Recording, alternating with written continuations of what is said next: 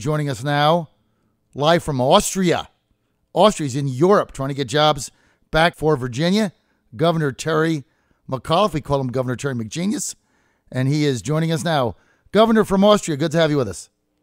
In fact, John, I'm actually in Amsterdam. We moved out of Austria this morning. I'm in Amsterdam and I'm at the airport flying to Dublin. Okay, so you're in Amsterdam now, flying to Dublin. I'm going to get into jobs that you're trying to bring back along with the Senate bill on Trump care. First off, Governor. Come on. Okay, look, I was very offended by the comments you made in Alexandria. You got people bleeding to death, just got shot, going to the hospital. And I felt your statement, Governor, politicized the event when you went into gun control. And it sounded like you're running for president, trying to get your base fired up in Iowa. I mean, I just thought that was not the appropriate time to say that for the governor of Virginia when people are bleeding to death, Governor. Well, John, just get your facts right before you ask a question. I always ask it of you.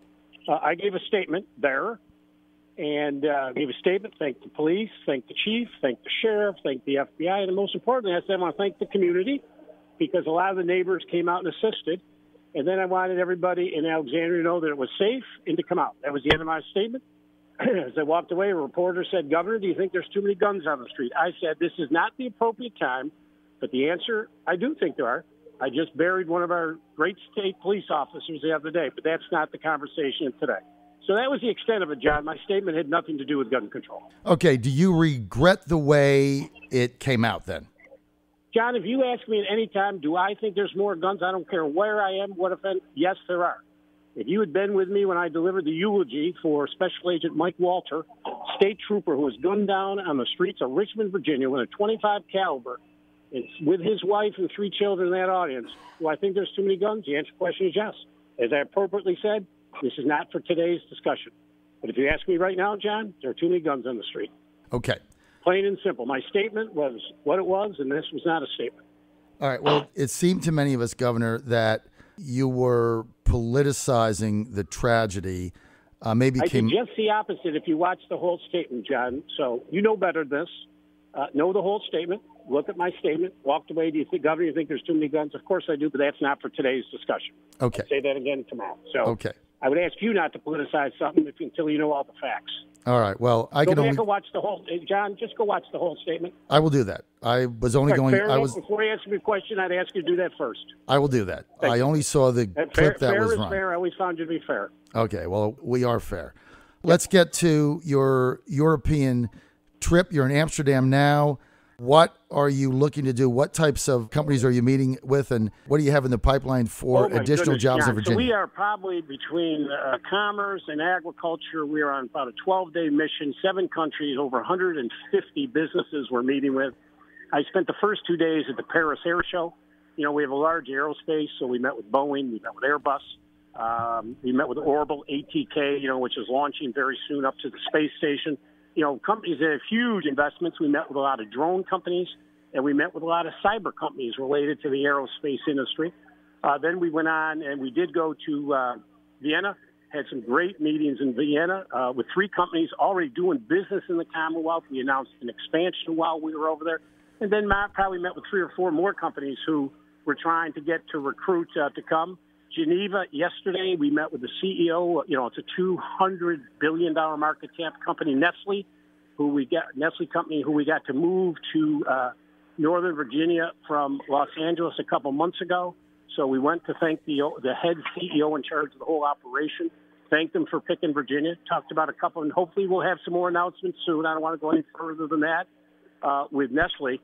We also met with Philip Morris International, which ships out of our port hundreds of millions of dollars worth of product every year. So we had very good meetings there. And then we just flew into Amsterdam and met with a company-related chemistry company looking to put a new manufacturing facility in America. And then we're heading to do some more meetings in Dublin. Then we will be on to another meeting in England, and then we'll head home. Jobs, jobs, jobs. All right, look, Governor, there's nobody. This is my 28th trade mission. As I tell everybody, John, 90% of the world's customers live outside America. You got to go where the customers are. Governor, you're doing a yeoman's job, and I applaud you for this. It takes a lot of energy and a lot of effort. You continue to bring good-paying jobs back to Virginia, and as I tell everybody, jobs change lives. They change families. That's right. They change everything. And I'll tell you something else. Exactly right. A job is not red, and a job is not blue. A paycheck is green, Right. and that's all that matters. Listen, the most important you can do as a governor is focus on economic development because, as you say, you want to. Every parent wants to provide for their family. They want quality education. But, you know, that breadwinner has to be able to provide for their family. Right. And that's why we continue to work and bring in new types of jobs, John. That's the important thing. As you know, sequestration, likely to hit again in 2018, really could take a whack out of the Virginia economy. And that's why we're leading. Think of it, John. Today we're leading in cyber data, the autonomous vehicles. I mean, the drone companies I met with over at the Air Show, they're all looking. We are the #1 state today for autonomous vehicles. And if we can get the Atlantic Coast pipeline built, you're going to have the energy along the Golden Corridor area to get those manufacturers in. And I appreciate your backing that as well. Let's get to... And I remind you, John, that we have twice as many pipelines today in Virginia than we do interstate miles. This will be done in the most environmentally safe, sophisticated way that's ever been done before. There are pipelines crisscrossing. If we don't bring this gas in by pipeline, John, we will bring it in by truck or rail, which to me is a lot more dangerous. But as you're exactly right, this will open us up the ability to bring new advanced manufacturing to our state. Right. Well, you keep fighting for this pipeline. It's getting very close to getting done, and it's going to make a tremendous difference. It's going to be so much easier for you, Governor, to go out and bring manufacturing jobs in when people can access that pipeline's energy in areas where it makes sense. I mean, and we're doing the strictest standards, John, on environment. And just so everybody understands, there's a lot of misinformation. The governor could not stop it if he wanted to. There are 2 permits we give, an air and water permit. Those regulations are drafted and passed by the General Assembly. They determine what the regulations say. So if Dominion and their partners meet the requirements of the regulations as stated by the General Assembly, I, as governor, have no authority to overrule DEQ if a company has followed the regs set up by the General Assembly. But everybody seems to think, I could just go in and stop it. I mean, they've already sued me a couple times where I clearly had the authority, John. Could you imagine if I didn't? Well, but exactly. But, Governor, you play a critical role from the bully pulpit, as you're doing now, in trying to explain to people why this pipeline is going to make such a difference in their daily lives and getting jobs and bringing manufacturers to Virginia. Okay, I know that you got to catch a plane here. The Senate bill yesterday, the draft of it for Trump Care, if you will, funding those states that expanded Medicaid for another, I guess, 48 months. But then those that didn't, like Virginia, you get a smaller block grant. So basically we're getting screwed twice. Oh, no, we're definitely getting screwed twice, John. And we're totally out of the expansion. So let's quickly recap where we are. And I hate to say I told you so, but I told you so. Well, you did. You're right. So here we are. If the Senate bill passes, hundreds of millions of dollars I'm going to have to take out of our budget when I have to draft the budget at the end of this year. If the House bill passed, the same thing. If they do nothing, John, we are still losing $2.4 billion a year on expansion. We've already lost $10.5 billion. Even today, as you read the Richmond Times-Dispatch, Republican members have now realized that they probably really goofed up and that this money is going to be gone forever.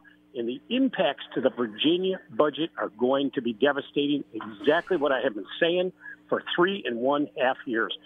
They could have drafted a bill, sent it to me, and said no state dollars can be used, only federal dollars. I could have gotten this done with no exposure to the state and brought billions of dollars back to help 400,000 Virginians. And now we are going to pay the price. So the Senate and House bill, even if they pass something, we are really in trouble. And if nothing happens, then we're continuing to forfeit all this money. So if this is going to pass, I think in the Senate, they're going to renegotiate it, obviously now. Then it goes in it goes in the reconciliation. But as it is now, as the way you see it, how will that affect Virginia? Because we're going to go to a block grant system, which is not going to be a per cap number. So you're going to get a set number, John, and we're like 50th out of 50 on our benefits. I mean, if you're a single woman with 2 children, you have to make less than $6,200 a year. I mean, there is no room for Virginia to cut. But if the economy goes down and/or the stock market goes down, the state, are now going to have to pick up 100% of that cost. This is going to be crippling, and the money existing dollars we're going to lose to the Virginia healthcare system. You know, I got a letter sent to me yesterday. We got to see if they're final numbers, but we go from $700 million, we lose probably up to $1.2 billion. This is real money, John. That's money we're getting now. Yeah, right. We're going to lose. We're going to lose. So you got two sides. You got the money that we gave up, which is about now $12 billion. That money went to other states. It's $2.4 billion a year. It's $6.6 million a day. Right. So it's about $10 billion, right? The deficit didn't go down, so the deficit keeps going up. So that money just went to other states. So it's not like we participated in this champion federal deficit reduction. Deficit's gone up. Money went to other states. So we didn't get it there. Plus, working class people that don't make a lot. Before you go to the next step, they're not covered. Remember, John, for the next 4 years, 3 to 4 years, they're going to continue to get this. We're not going to get it. So for the next 3-4 years, other states will get it. We're going to lose $2.4 billion a year going forward because the effective date was March 1. We can't get it now. Right. It's gone. And the states led by Republican governors and that have Republican senatorism that passed Medicaid expansion, okay? Yep. They're going to continue to get the funding, and then they're going to get a bigger block grant. That's right. So that's right. My point is this. And look, I fought you on Medicaid expansion for 36 months. I can man up and say I was wrong. Other people should also, because we're losing $1.2 billion in real money that we're getting now. We've already foregone the $10 billion that we could have had that went to other states. Federal deficit went up. Number 3, we got 400,000 working class people that don't make a lot of money that could have had coverage that do not. That's number 3. And number 4 is the states that went with it and got the money, they get a bigger block grant going forward than we do. And that's after it expires, which is probably in about 50 months. How does that make any sense? For the next 4 years, we would have gotten $2.4 billion a year like the other expansion states, and that $2.4 billion is gone. Crazy. Forget about everything else. That much money running through your economy is good for the overall economy of our state. I mean, it's hospitals, healthcare providers, opiate addiction, mental health. I mean, John, this goes across. It's sprawling of what it would do economically to the Commonwealth of Virginia. Governor, when the hyperbole and the ideology and the whole thing, when you just boil it down and you look at a spreadsheet, this decision that we made that I fought you on in the media for 36 months was absolutely the wrong thing to do. We got no benefit out of it, and now we're getting screwed in perpetuity. What the Senate bill ought to say is, hey, Virginia, God, you guys did the right thing, right? You did the right thing. So we're going to give you the biggest block grant. Instead, they're doing the opposite. And the politics of it is... John Kasich from Ohio, Michael Pence from Indiana, they get the money. Vice President of the United States, they're all getting it, and we're not. The most conservative governors in America, John, did this. And the one point I want to remind everybody, the argument always back was it'll bankrupt the state. I always said, write me a bill that says I can bring the money back, but it will never touch the state money. And I went and got a waiver from Washington to run it outside independently, so free money never would have touched the state. There is no argument from the Republicans. If they sent me a bill and said under no circumstances can we do this program if it ever financially touches the state. And they never sent me that bill, John, because they were scared of the Tea Party taking them out in a primary. You know why. Look, that may have been it, but the VHHA, the Virginia Hospital Association, and their members said they would pony up and pay the 10%. So there was no risk to the Virginia Treasury. I mean, look, you just got to be honest. People have to be honest about what happened. And, you know, when the hyperbole is done, we're getting the shaft on two ends. And conservative states like Indiana and Arkansas are getting all the money and we're not. It just doesn't make any sense. Kentucky, are you kidding me? Kentucky, same thing. Makes no sense. Yeah. Look, I was wrong. You were right. Governor, we got to You go. know, I mean, you just hate it, John, at the end of the day, being right or wrong, because, you know, at the end of the day, I got to look people in the eye who grab my arm and say, Governor, I'm going to be dead in a year if you don't do this. This is not hyperbole. People have lost their lives because they didn't get the cancer screening that we paid for them to get. I mean, this is as serious an issue as you can get, and unfortunately, it became political, and it should have been political. Our neighboring states of West Virginia and Kentucky and Maryland, they are going to have a healthier workforce because they got people treatment. And, you know, I saw one Republican I read the other day. He said, oh, I'm glad we didn't take it because they're going to end it. Well, let me tell you something, John. I would love to have had the $10.5 billion and probably the extra $8 billion over the next 4 years. I would have rather have had that $18 billion run through my economy, get people healthier, and then end the program than not have taken it all. That is one of the dumbest arguments I've ever heard.